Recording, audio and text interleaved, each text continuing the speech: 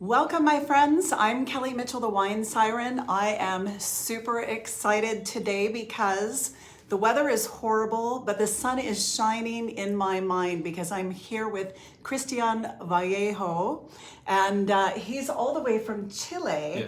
Yes. Vik Wines. This is a master winemaker of one of the largest sustainable wineries in South America. So welcome, Cristian. It's so great to have you here. Thank you very much. This is really amazing because we met a long time ago through Instagram, and now this became a reality, face to face. So this is really amazing. Passion about wine make us get together. Absolutely. So this is really fantastic. It's so fantastic. I'm so grateful that you were able to make some time for me while you were in Napa.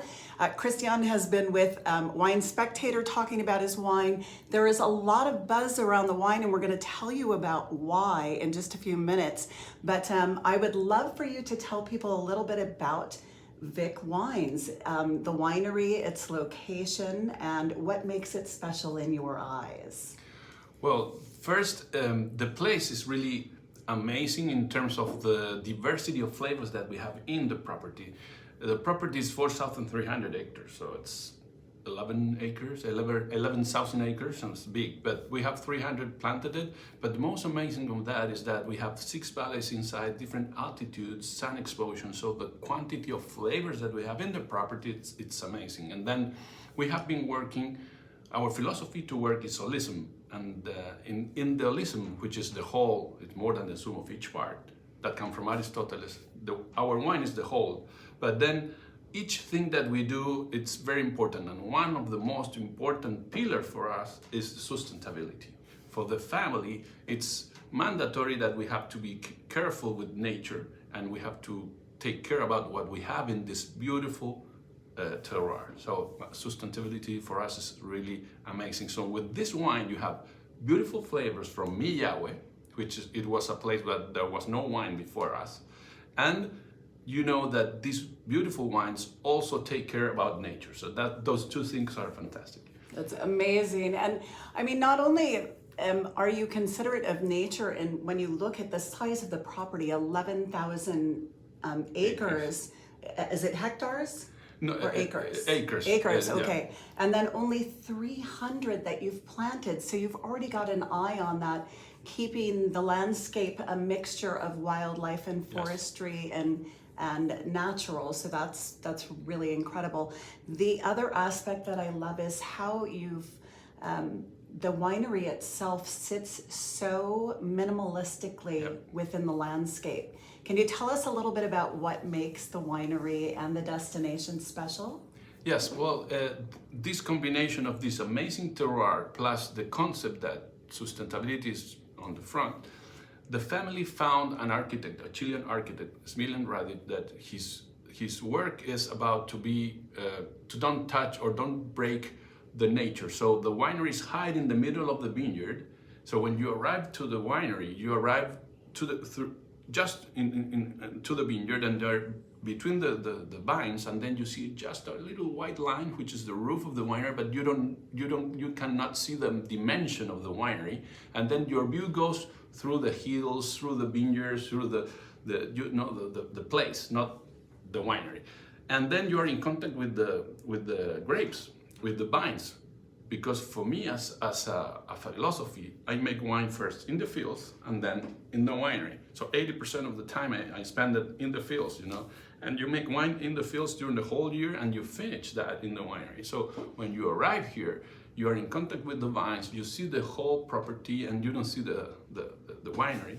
And then the second concept of this architect is to be very careful and to make a very intelligent building in terms to how to use the energy. So it's a building that helps us to be sustainable, to don't spend energy, for example, to cool down the barrel warehouse.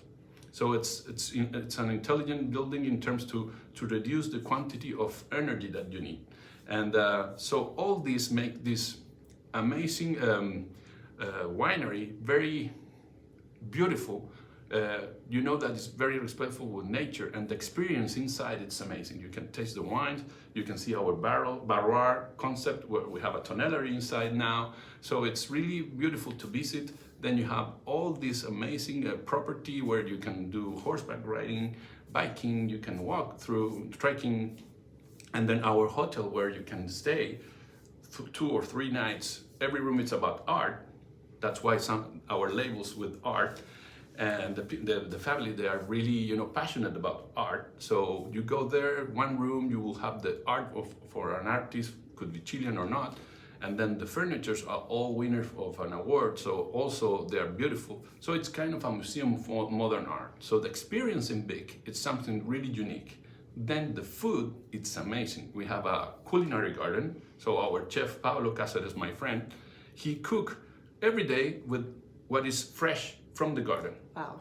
If we don't have it there, we get the rest of the food from little producers, organic, that they're very close to the winery, to give the opportunity to these little producers to show what they have, So it's also something with our neighbors. It's not just us. If we don't have it, we look for the little producer that he has or she has something really particular and organic. So always respectful with nature. So you've created kind of this like symphony or almost an orchestra of taste and experience, flavor, as well as you've got this thread of support of the arts with the Chilean and other artists. Yes. And then supporting the local community too. Yes. That is such a fantastic way to live kind of intrinsically within the fabric of a great society, right? It is. It is the way that we think that we are all together in this, let's say, goal to produce something really particular from this place, where that involves the nature and who will live in this nature and who will participate between this place and the people. So that's why we invite these little producers, the small producers, to be part of this experience. We want the people to know that there are some producers that they make a big effort to produce something really fantastic, and sometimes they don't have how to show it. So this is the way they work with us. That's so fantastic. So tell us a little bit about, sustainability is a big thing with Vik Wine overall, but I'd love to hear from you on what this experience means for you as a winemaker. How important is sustainability to you in your job? Wow, that's a very deep question, because I can give you some examples. For example, in our new programs that we have been developed in these years, Barroir, Amphora, and Fleuroir. Barroir is barrel and terroir. Amphora is amphoras and terroir. And Fleuroir, flower in French, and terroir. So in all of them, we are being very sustainable. For example, Fleuroir, we are taking the wild yeast from all over the property to use it for our fermentation, right? Wild yeast. So we are not spending to buy yeast that they was done or made in a fabric where they produce gases. So this is really sustainable. We are looking for flowers where the yeast are inside. We pick the flowers, we bring them to the winery, we dry them, and then that yeast that is inside of the flower will help us to ferment the wine. And we are not buying yeast that they are made in a really big, company or whatever, that they spend or they use energy. This is zero energy, this is from us, this is very sustainable. Then Barroir, for example, we bring the barrels from France, but in pallet, in only the state, because we make the barrel, right? Oh, I love that. Okay. So in a container, now we bring 362 barrels, and before that, when they were made in France, 150. So we are spending half of that. The freight expense of fuel. Yes. Beautiful. So this is half of that. We need half of that to take the oak to Chile. So in every concept, we're using this as part of our philosophy in everything. Everything that's involved, everything that we do, it's about to be very conscious about nature. Have you started making your own amphoras yet? Yes. You have. Now Yes. that was a trick question. You have. That's Yes. fascinating. Tell me about that. Well, that's another idea in terms of how can I get that microoxygenation that helps to get the tannins together and that makes the wine a little bit more round and soft without using something that is not from us. So then it becomes this idea to use amphoras. We are not the first one that we use amphoras because amphoras, they come from the Romans and maybe before of that, and there are some discussions. So, but we are the first one, at least since I know, that we are making our own amphoras with the clay of the property. So the flavor and the pours that we can have there, it's unique because it's just from there. There's nothing like this. We don't buy the amphoras in Italy or in Spain it's our own clay.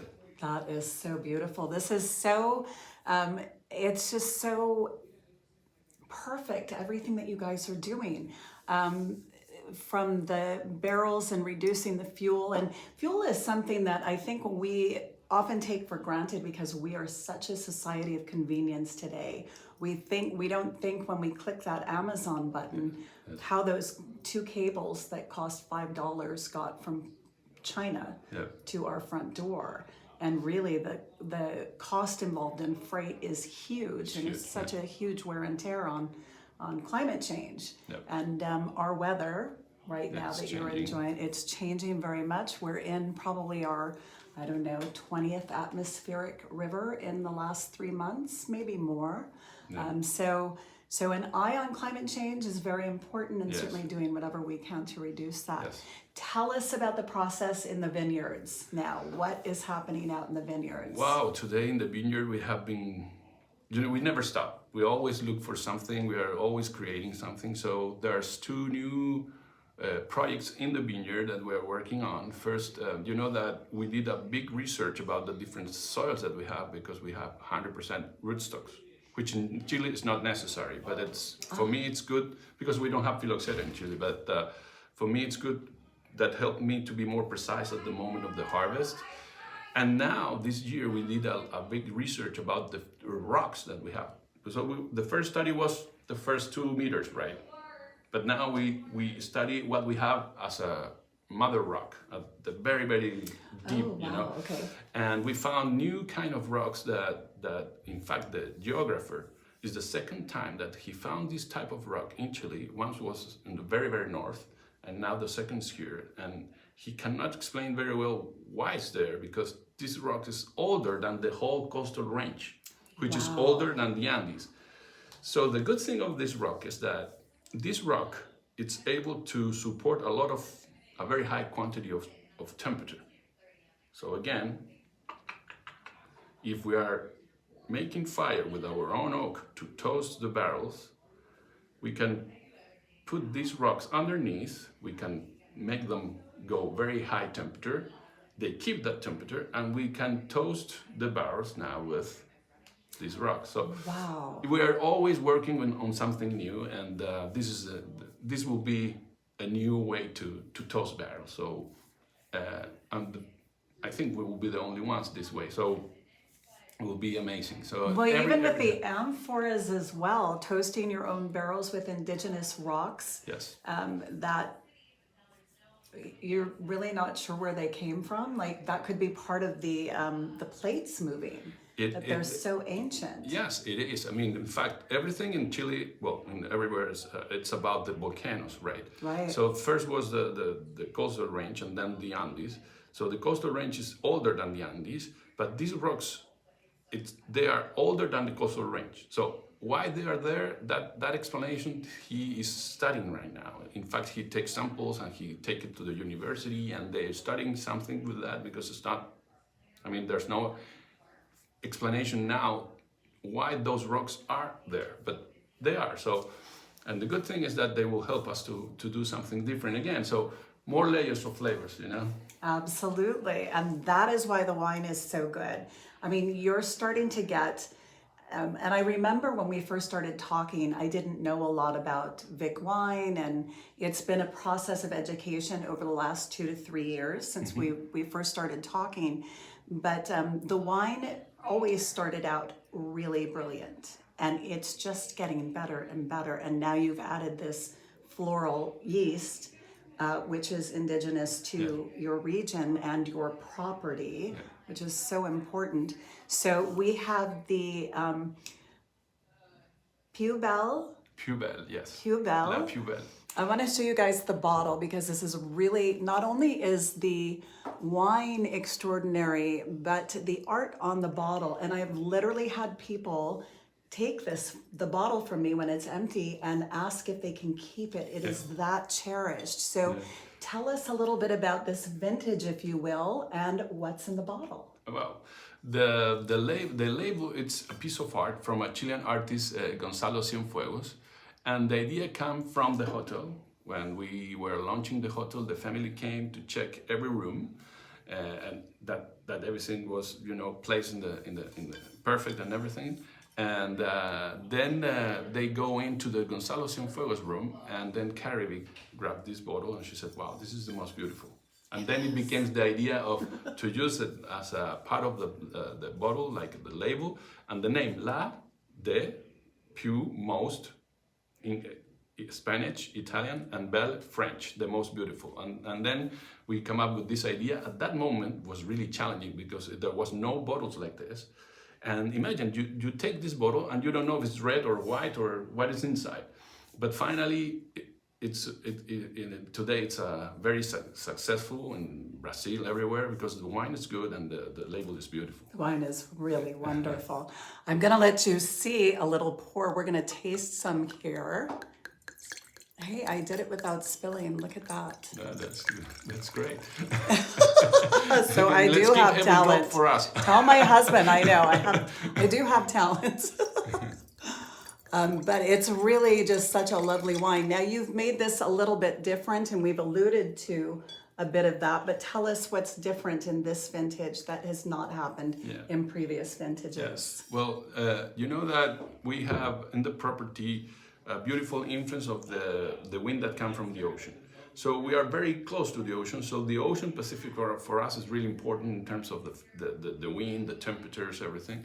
So we have 6 valleys where we planted. 3 of them receive that wind straight, so the temperatures are a little bit lower. Okay. And then there are 3 that they're a little bit more protected from this wind, so the temperatures are a little bit higher, like 1.5 degrees Celsius. But the wines are totally different.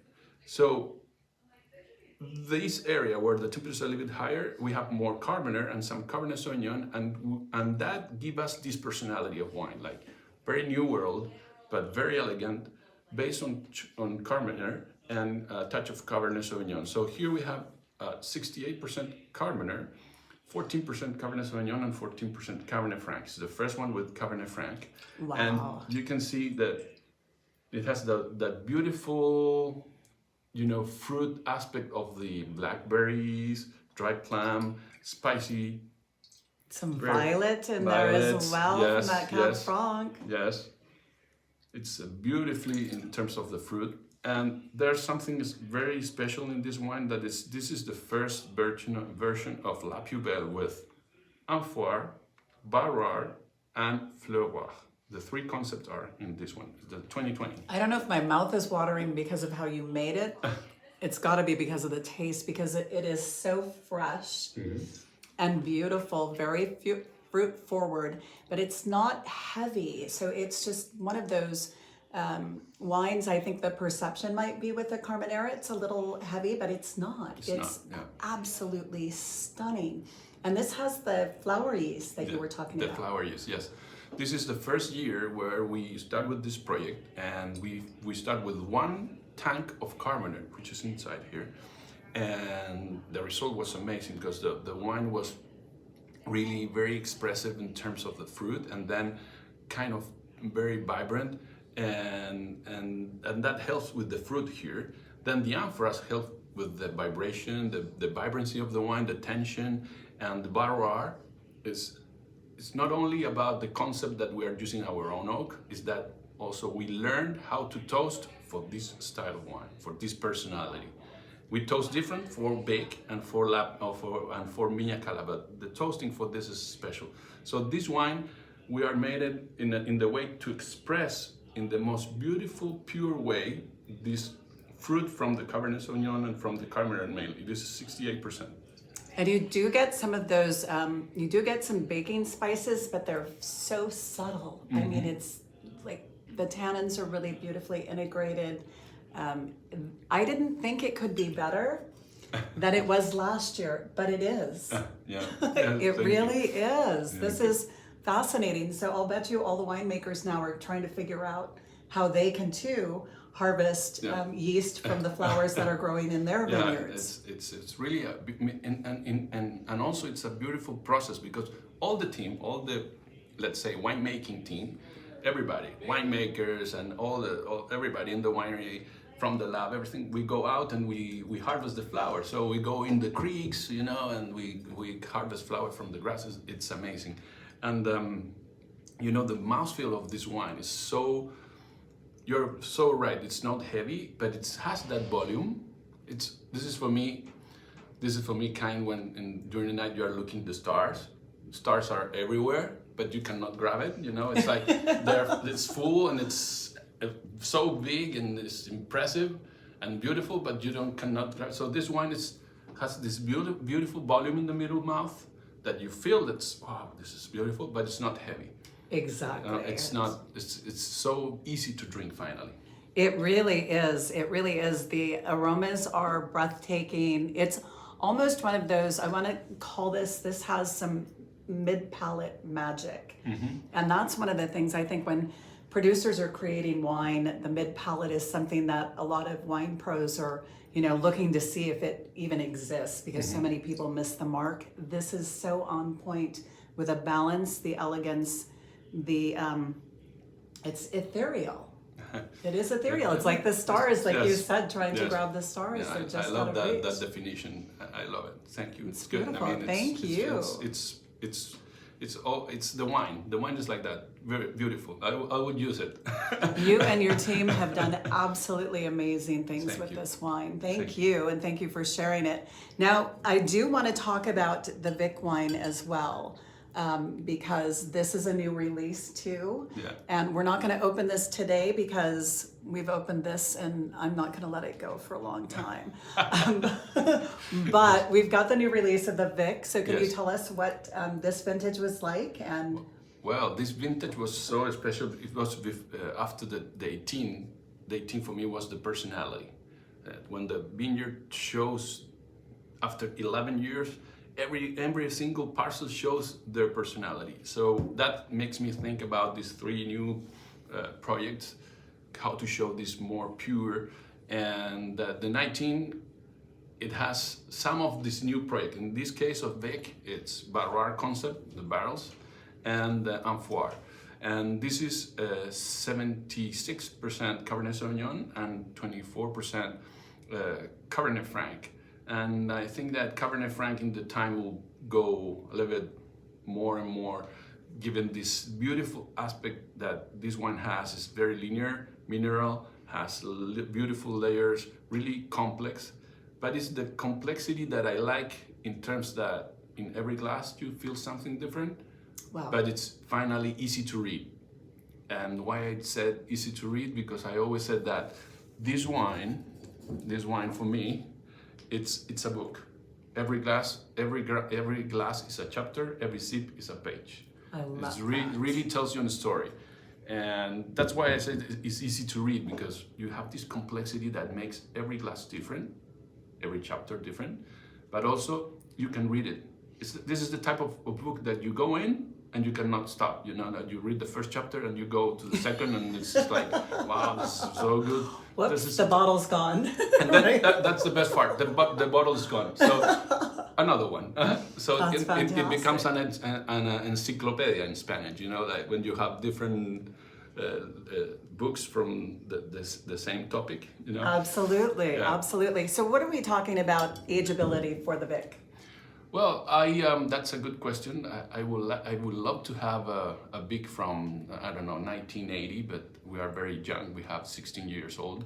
But when you taste this wine, you can see the tannins are really alive, and they have beautiful tension like Saint Julien, something like that. And you can see that the fruit in the front, like this one, the fruit in the front, the barrels are totally integrated, well balanced, and the end, it's not in the front. You don't feel the flavor of the oak. So in that terms, the wine is telling you that it's supporting like 20. This case is 24 months in barrel, 50% new, and you don't feel it. So that tells you, the wine is telling you that you can keep it for a long time if the wine is able to support that quantity of oak and that time and don't show it in the front. It means that you can keep it for a very long time. Oh, it's beautiful. So I would say, based on the last Vik wine I had, that's like a good 15 to 20 years potential. Yeah, yes, for cellaring. Yes. If you can cellar it, but here's the problem. You get a bottle like this and it literally evaporates right out of your glass and it's gone before you know it. So you definitely need more than one, right? Yes. And speaking of needing more than one, now people in France will be able to get this wine as well. Yes, well, we are now working with the negociants in France. So we'll be all over the world, but through the negociants. So we'll be everywhere now. Which is really beautiful. Yeah, and if the French are loving this wine, you know what that means. Yes. Very good. High quality, incredible, superb quality. Tell us a little bit in closing, because this is this your second adventure to Napa? Well, no, the first one was in 1999, and then I have been coming again and again, but very short. In 1999, I worked in Franciscan Winery for 5 months, for 4 months. So it was beautiful. And then every time that I can, I come back because I love Napa. I feel this like it's in some part there. When you are here and you see the hills and the trees, everything, it's really similar to the Central Valley in Chile. Some people said that if you take the map and you go like this, California fit with Chile. And so we're in the same kind of line. So we don't have sequoias. But when you are in the central area of Chile, you will see that. You see the hills and everything, and they look pretty the same. Wow. So it feels like home. Yes, and then we have the Pacific Ocean too. So it's beautiful. I love Napa, and every time that I came. So to visit some friends, now to visit you. Absolutely. So it's an amazing. I love Napa. It's an amazing place, and amazing people. Very friendly. You have fun here. You have people that they really are passionate about wine. So it's an amazing place. Well, thank you. This has been so wonderful. I'm, I don't want to let you go, but I know you have a plane to catch. And Cristian actually just did a wine dinner in New York City.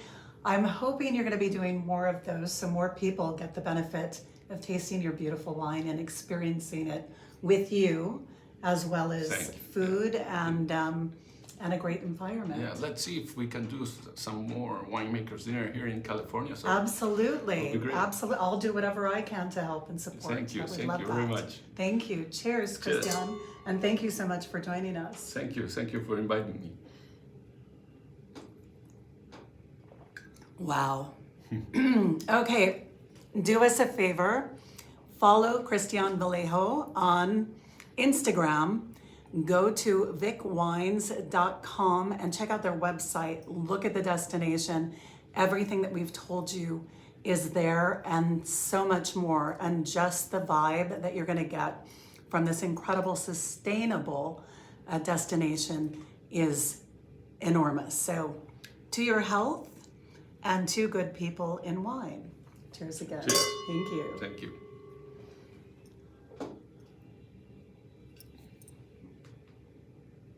I think I can edit